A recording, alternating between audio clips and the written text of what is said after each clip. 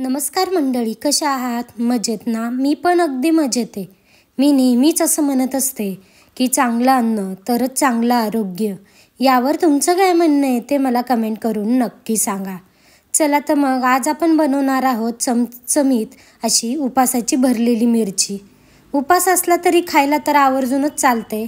उपास नसल्यावर सुद्धा कधी तुम्हाला ही मिरची खावी वाटली तर तुम्ही नक्कीच बनवून खाऊ शकता. अगदी सोपी रेसिपी आहे. त्यासाठी काय करायचं, सर्वप्रथम मिरच्या पाण्याने स्वच्छ धुवून पाणी नितरल्यानंतर कापडाने पुसून घ्यायच्या. मग ही मिरची चाकूच्या मदतीने मधोमध या पद्धतीने उभी अशी कट करायची. असल्यास थोड्याफार बिया काढून घ्यायच्या. याप्रमाणे सर्व मिरच्या कट करून घ्यायच्या.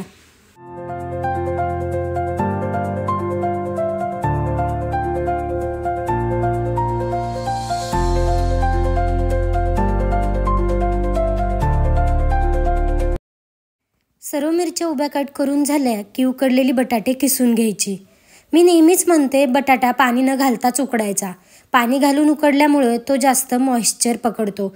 या पद्धतीने उकडला ना तर तो अजिबात चिकट होत नाही. किसलेल्या बटाट्यामध्ये काही मसाले घालायचेत. त्यात आवडीप्रमाणे लाल तिखट घालायचं, चवीनुसार साधं मीठ घालायचं, भाजलेल्या शेंगदाण्याचा कूट घालायचा, बारीक चिरलेली हिरवी मिरची घालायची आणि आमचूर पावडर घालायला अजिबात विसरायचं नाही. हे सर्व घालून एकत्र मिक्स करायचं.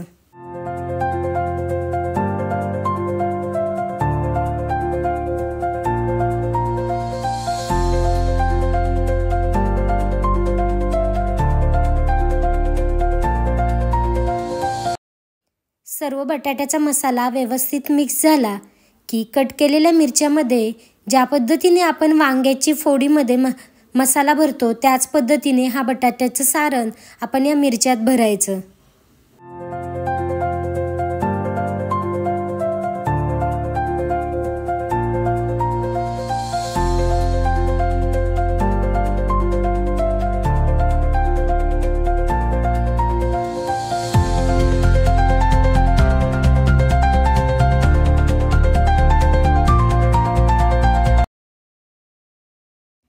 तव्यामध्ये तेल घालायचं. तेल गरम झालं की एक एक मिरची या तेलात ठेवायची.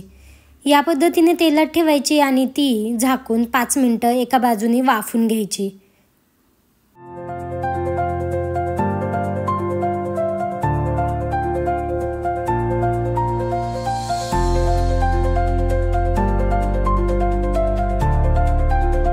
आता परत ती पलटायची आणि परत झाकून दुसऱ्या बाजूने चांगली वाफून घ्यायची.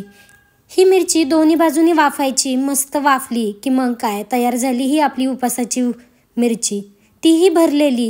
ही मिरची तुम्ही उपास असो किंवा नसल्यावर सुद्धा तुम्हाला खायला अजिबात हरकत नाही. ही स्टफ मिरची बऱ्याच वेळेस मी उपासाच्या दिवशीच बनवली जाते. एरवी खूप क्वचितच बनवते, पण तुम्ही नक्कीच एरवी पण बनवून खाऊ शकतात. कशी झाली रेसिपी ती कमेंट करून मला